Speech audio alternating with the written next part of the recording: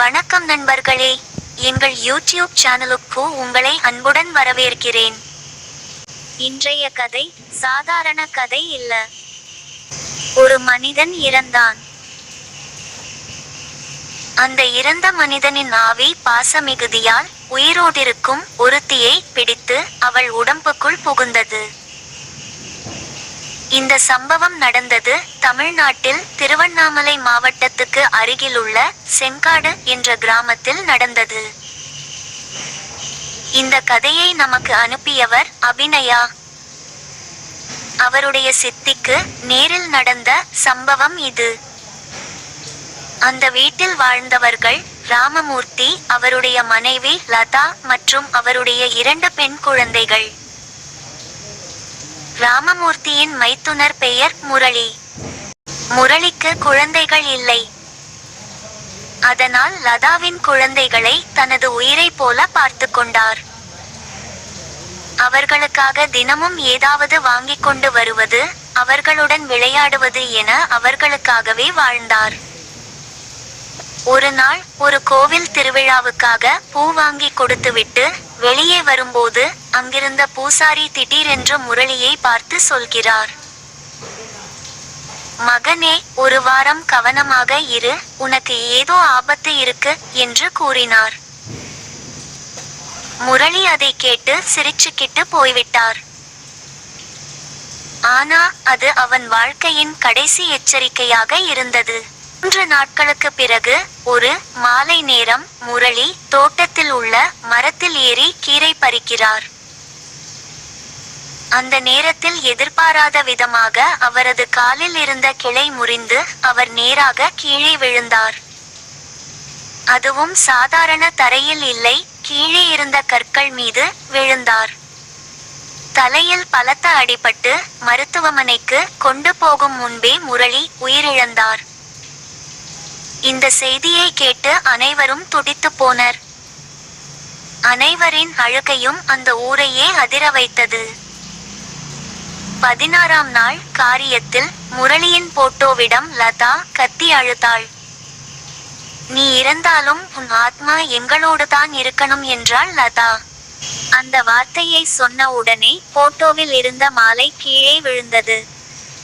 அந்த நொடியே அங்கு ஏதோ மாற்றம் தெரிந்தது. அதற்கு பிறகு லதாவின் நடத்தை மெதுவாக மாற ஆரம்பித்தது. இரவு நேரம் அவள் யாருக்கும் தெரியாமல் முரளியின் போட்டோவை தலையணைக்குள் வைத்து அழுது கொண்டே தூங்கினாள். ஒரு இரவு அவள் வெளியே சென்று திரும்பி வந்தார். அப்போது கிழிக்கப்பட்ட போட்டோ துண்டு காற்றில் பறந்து அவளை நோக்கி வந்தது. அவள் பயந்து திரும்பி பார்த்தாள்.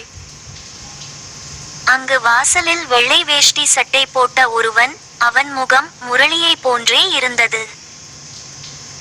அதை பார்த்த பிறகு லதா லதாவாகவே இல்லை. அவள் அளவுக்கு மீறி சாப்பிட ஆரம்பித்தாள். குழந்தைகளுக்கு உணவு தராமல் தானே சாப்பிட்டாள். இரவில் தனியாக பேச ஆரம்பித்தாள். கண்ணில் ஒரு வெறி தெரிந்தது. ஒரு நாள் அவள் எல்லா மீனையும் தனியாக சாப்பிட்டாள். குழந்தைகள் கேட்டபோது நீங்க தான் சாப்பிட்டீங்கன்னு சொல்லி குழந்தைகளை மிரட்டினாள். மற்றொரு நாள் பிரியாணி வாங்கி வந்ததும் மற்றவர்களின் பிரியாணி பாக்கெட்களையும் எடுத்துக்கொண்டு பசியோடு இருக்கும் பிசாசு மாதிரி சாப்பிட்டாள். இதையெல்லாம் பார்த்த ராமமூர்த்தி அவளை ஒரு அம்மன் கோவிலுக்கு அழைத்து சென்றார்.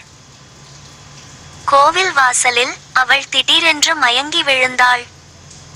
அந்த நேரத்தில் பூசாரி சொல்கிறார், உன் மனைவிக்குள் உயிரோடு இல்லாத ஒருவன் இருக்கிறான் என்று கூறினார்.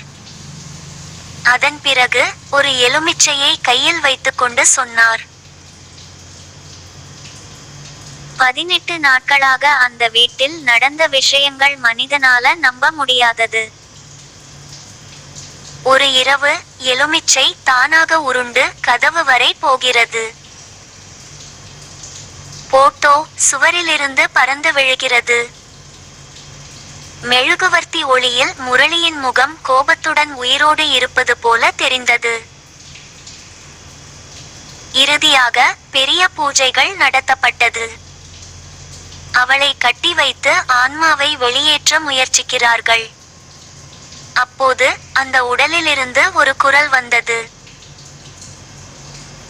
நான் தான் முரளி, என்னை யாரும் நினைக்கவே இல்லை, ஆனா இவள் மட்டும் தினமும் என்னை நினைத்து அழுதாள் என்று முரளியின் ஆத்மா கூறியது. அந்த வார்த்தைகள் அங்கே இருந்த அனைவரையும் உறைய வைத்தது.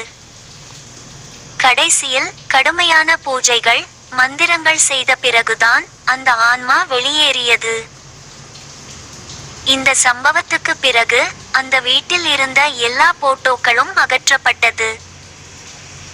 பாதுகாப்புக்காக தாயத்து கட்டப்பட்டது. அதன் பிறகு அந்த குடும்பத்திற்கு நிம்மதி வந்தது. இந்த கதையை அனுப்பிய அபிநயா சொன்னது, அந்த இரவு நான் பார்த்ததை இன்னும் மறக்கவே முடியவில்லை என்று கூறினாள். எனவே நண்பர்களே, இறந்தவர்களை நினைவில் வைப்பது தவறு இல்லை. ஆனா அதில் மூழ்கிவிட்டால் அது வேறொரு உலகத்தை திறக்கலாம்.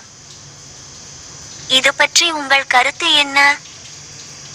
இப்படிப்பட்ட அனுபவம் உங்களுக்கு இருந்ததா? கமெண்டில் சொல்லுங்கள். மீண்டும் ஒரு திகில் சம்பவத்துடன் சந்திப்போம்.